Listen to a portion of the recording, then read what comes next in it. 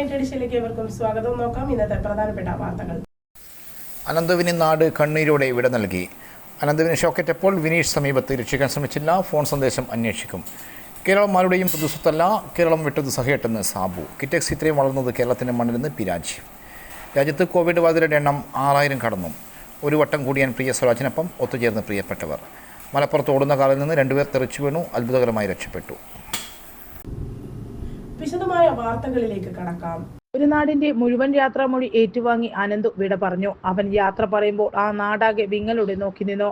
അവസാനമായി ഒരു നോക്കു കാണാൻ എത്തിയവർക്കും കണ്ണീർ ഉതിർക്കാതെ മടങ്ങാനായില്ല. മകന്റെ അപ്രതീക്ഷിത വേർപാടിൽ ഉള്ളിലന്ന ആ കുടുംബത്തിനെ ആശ്വസിപ്പിച്ചും ദുഃഖത്തിൽ പങ്കുചേർന്നും നൂറുകണക്കിന് മനുഷ്യരാണ് വെള്ളക്കെട്ടിയിലെ വീട്ടിലേക്ക് എത്തിയത്. വീണ്ടും കാണാം എന്ന് പറഞ്ഞ് മടങ്ങിയ സുഹൃത്തിനെ അവസാനമായി കാണാനെത്തിയ സഹപാഠികൾക്കും കണ്ണീരടക്കാനായില്ല. വഴിക്കടവ് വെള്ളക്കെട്ടിയിലെ വീട്ടിലെ പൊതുദർശനത്തിന് ചടങ്ങുകൾക്കും ശേഷം കൂട്ടിക്കുന്ന് ശ്മശാനത്തിൽ നിന്ന് ഇന്ന് ഉച്ചയ്ക്ക് 2 അനന്തുവിന്റെ സംസ്കാരം നടന്നത്. സംസ്ഥാന സർക്കാരിന്റെ പ്രതിനിധികൾ, നിലമ്പൂർ ഉപതെരഞ്ഞെടുപ്പിലെ സ്ഥാനാർത്ഥികൾ, സുഹൃത്തുക്കൾ, നാട്ടുകാർ എന്നിങ്ങനെ അനന്തുവിന് അന്ത്യോപചാരം എത്തിക്കാൻ നിരവധി ആളുകളാണ് വെള്ളക്കെട്ടിയിലെ വീട്ടിലേക്ക് എത്തിയത്. വീടിന്റെ സമീപത്തെ ശ്മശാനത്തിൽ അവൻ ഉറങ്ങുമ്പോൾ ഒരു നാടിന്റെ മുഴുവൻ നോവായി വിങ്ങലായി ബാക്കിയാവുകയാണ് അനന്തു. ശനി രാത്രിയാണ് വഴിക്കടവിൽ 10ാം ക്ലാസ് വിദ്യാർത്ഥി അനന്തു പന്നിക്കണിയിൽ നിന്നും ഷോക്കേറ്റ് മരിച്ചത്. ഒപ്പമുണ്ടായിരുന്ന 2 കുട്ടികൾക്കും ഷോക്കേറ്റു. ഷാനു, യദു എന്നിവർക്കാണ് പരിക്കേറ്റത്. പരിക്കേറ്റ കുട്ടികളിൽ ഒരാൾ നിലമ്പൂർ ജില്ലാ ആശുപത്രിയിലും മറ്റൊരാൾ സ്വകാര്യ ആശുപത്രിയിലും ചികിത്സയിലാണ്.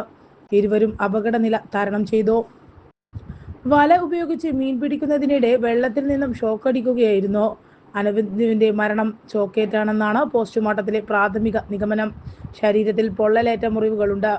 സംഭവത്തിൽ പ്രതി വിനീഷ് പിടിയിലായിട്ടുണ്ട്. അനന്തു ഷോക്കേറ്റ് മരണപ്പെട്ടപ്പോൾ വിനീഷ് സമീപത്തുണ്ടായിരുന്നുവെന്ന് പോലീസ് പറഞ്ഞു. ഷോക്കേറ്റ കുട്ടികളെ രക്ഷിക്കാൻ ഇയാൾ തയ്യാറായില്ല. ആളുകൾ കൂടിയപ്പോൾ വീട്ടിലേക്ക് ഫോൺ ചെയ്ത് പണവും വസ്ത്രവും എടുത്തു വെക്കാൻ ആവശ്യപ്പെട്ടു. തുടർന്ന് ഒളിവിൽ പോകാൻ ശ്രമിക്കവെയാണ് വിനീഷ് പിടിയിലായത്. നിലമ്പൂർ വഴിക്കടവിൽ പന്നിക്കണിയിൽ നിന്നും വിദ്യാർത്ഥികൾ ഷോക്കേറ്റ് മരണപ്പെട്ടപ്പോൾ പ്രതി വിനീഷ് സമീപത്തുണ്ടായിരുന്നുവെന്ന് പോലീസ്. ഷോക്കേറ്റ കുട്ടികളെ രക്ഷിക്കാൻ ഇയാൾ തയ്യാറായില്ല. ആളുകൾ കൂടിയപ്പോൾ വീട്ടിലേക്ക് ഫോൺ ചെയ്ത് പണവും വസ്ത്രവും എടുത്തു വെക്കാൻ ആവശ്യപ്പെട്ടു. തുടർന്ന് ഒളിവിൽ പോകാൻ ശ്രമിക്കവെയാണ് വിനീഷ് പിടിയിലായത്. കോൺഗ്രസ് പ്രവർത്തകനായ വിനീഷിന് UDF ഭരിക്കുന്ന വഴിക്കടവ് പഞ്ചായത്ത് ഭരണസമിതിയിലെ പ്രമുഖരുമായുള്ള ബന്ധം പോലീസ് അന്വേഷിക്കും. നിലമ്പൂർ ഉപതെരഞ്ഞെടുപ്പിലെ UDF സ്ഥാനാർത്ഥി ആര്യാടൻ ഷൗക്കത്തിന്റെ ഉറ്റ അനുയായിയാണ് വാർഡ് മെമ്പർ. സംഭവത്തിൽ വാർഡ് മെമ്പറുടെ പങ്കും അന്വേഷിക്കണമെന്ന് CPM ആവശ്യപ്പെട്ടിട്ടുണ്ട്. പന്നിയെ അനധികൃതമായി വേട്ടയാടി മാംസം വിൽക്കുന്നയാളാണ് വിനീഷ്. ഇയാൾ ഇതിനു മുമ്പ് പന്നിയെ വേട്ടയാടി ഇറച്ചി വിൽക്കാറുണ്ടെന്നും കണ്ടെത്തി. KSEBയുടെ സിംഗിൾ ഫേസ് ലൈനിൽ നിന്നും തൊട്ടി ഉപയോഗിച്ച് നേരിട്ട് വൈദ്യുതി മോഷ്ടിച്ചെടുക്കുകയായിരുന്നു. വയർ ഉപയോഗിച്ചും ചിലയിടത്ത് ഇൻസുലേഷൻ ഇല്ലാത്ത കമ്പികൾ ഉപയോഗിച്ചും ലൈൻ വലിച്ചിരിക്കുകയായിരുന്നു.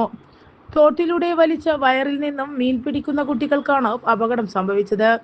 ശനി രാത്രിയാണ് വഴിക്കടവിൽ 10ാം ക്ലാസ് വിദ്യാർത്ഥി അനന്തു പന്നിക്കണിയിൽ നിന്നും ഷോക്കേറ്റ് മരിച്ചത്. ഒപ്പമുണ്ടായിരുന്ന 2 കുട്ടികൾക്കും ഷോക്കേറ്റു. ഷാനു, യദു എന്നിവർക്കാണ് പരിക്കേറ്റത്. പരിക്കേറ്റ കുട്ടികളിൽ ഒരാൾ നിലമ്പൂർ ജില്ലാ ആശുപത്രിയിലും മറ്റൊരാൾ സ്വകാര്യ ആശുപത്രിയിലും ചികിത്സയിലാണ്. ഇരുവരും അപകടനില തരണം ചെയ്തു. വല ഉപയോഗിച്ച് മീൻ പിടിക്കുന്നതിനിടെ വെള്ളത്തിൽ നിന്നും ഷോക്കേൽക്കുകയായിരുന്നു. അനന്തുവിന്റെ മരണം ഷോക്കേറ്റെന്നാണ് പോസ്റ്റ്മോർട്ടത്തിലെ പ്രാഥമിക നിഗമനം. ശരീരത്തിൽ പൊള്ളലേറ്റ മുറിവുകളുമുണ്ട്. വാട്ടർ ബിൽ പുതിയ സംവിധാനത്തേക്ക്. കേരള ജല അതോറിറ്റി കണ്ണൂർ ഡിവിഷന് കീഴിൽ പാം ഫെൽഡ് മെഷീൻ ഉപയോഗിച്ച് വാട്ടർ ബിൽ നൽകുന്ന സംവിധാനം നാളെ ആരംഭിക്കുന്നു. ബിൽ നൽകുന്ന സമയത്ത് തന്നെ ഉപഭോക്താവിൻ്റെ രജിസ്റ്റർ ചെയ്ത മൊബൈൽ നമ്പറിലേക്ക് മെസ്സേജ് വന്ന് ഗൂഗിൾ പേ, ഫോൺ പേ തുടങ്ങിയ UPI സംവിധാനങ്ങൾ മുഖേനയും തുക അടയ്ക്കാം.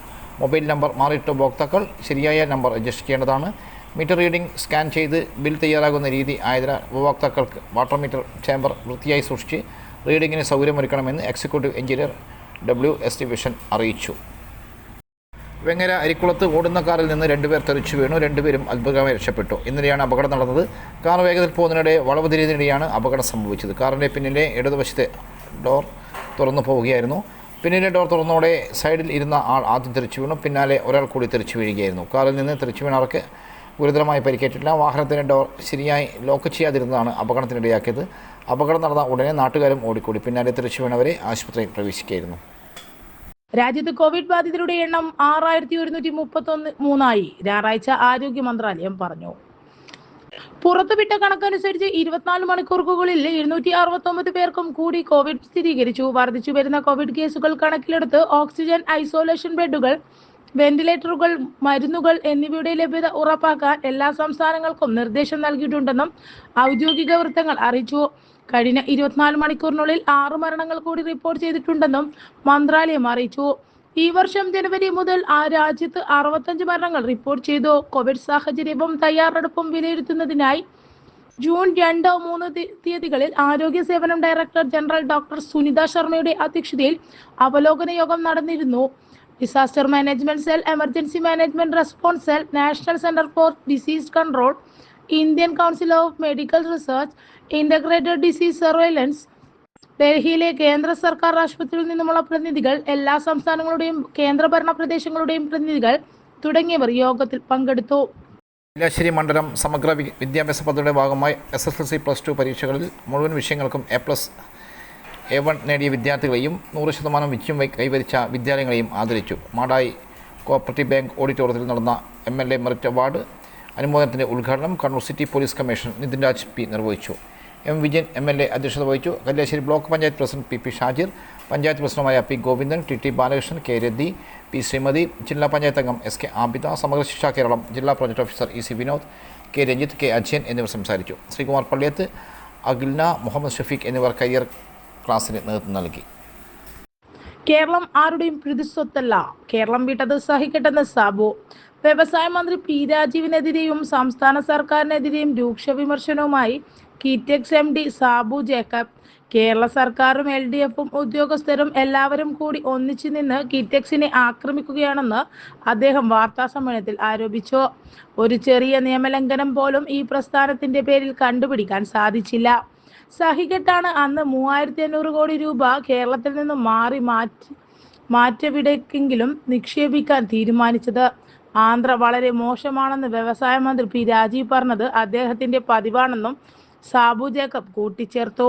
കേരളം ഇന്ത്യ രാജ്യത്തെ ഒരു സംസ്ഥാനമാണ്. അത് ആരുടെയും പിതൃ സ്വത്തല്ല. അതാണ് മനസ്സിലാക്കേണ്ടത്. രാജീവ് പറയുന്നത് കേട്ടാൽ തോന്നും കേരളം അവരുടെ സ്വത്താണെന്ന് സാബു ജേക്കബ് പറഞ്ഞു. കിറ്റെക്സ് ഇത്രയും വളർന്ന് കേരളത്തിന്റെ മണ്ണിലെന്ന് P രാജീവ്. വിദേശ നിക്ഷേപത്തിൽ കേരളം ഒന്നാമതെന്ന് ഞായറാഴ്ച മന്ത്രി P രാജീവ് പ്രതികരിച്ചു. ആന്ധ്രാപ്രദേശിനെയും പഞ്ചാബിനെയും പിന്തള്ളിയാണ് ഈ നേട്ടം കൈവരിച്ചത്. സാബുവിൻ്റേത് രാഷ്ട്രീയ പാർട്ടി നേതാവിന്റെ പ്രതികരണമാണെന്നും വ്യവസായിയുടേത് അല്ലെന്നും മന്ത്രി പറഞ്ഞു. കേരളം വിടുന്നു എന്ന് പറഞ്ഞവർ ഇതുവരെ പോയിട്ടില്ല. അവരുടെ വ്യവസായത്തിന് ഒരു തടസ്സവും നേരിട്ടില്ല. മനസ്സമാധാനം ഉണ്ടാകണമെങ്കിൽ അവനവൻ തന്നെ വിചാരിക്കണം. കേരളം പല കാര്യങ്ങളിലും ആന്ധ്രയേക്കാൾ മുന്നിലാണ്. കിറ്റെക്സ് ഇത്രയും വളർന്നത് കേരളത്തിന്റെ മണ്ണിലാണ്. ചന്ദ്രബാബു നായിഡു പോലും കേരളത്തെ പ്രശംസിച്ച് സംസാരിച്ചത് നമുക്ക് മുന്നിലുണ്ടെന്നും രാജീവ് പറഞ്ഞു. ഇതോടെ ഇന്നത്തെ ആസാദി വാർത്തകൾ ഇവിടെ സമാപിക്കുകയാണ്. അടുത്ത വാർത്താ ബുള്ളറ്റിൻ നാളെ രാത്രി. നാളെ വീണ്ടും കാണാം. നന്ദി, നമസ്കാരം.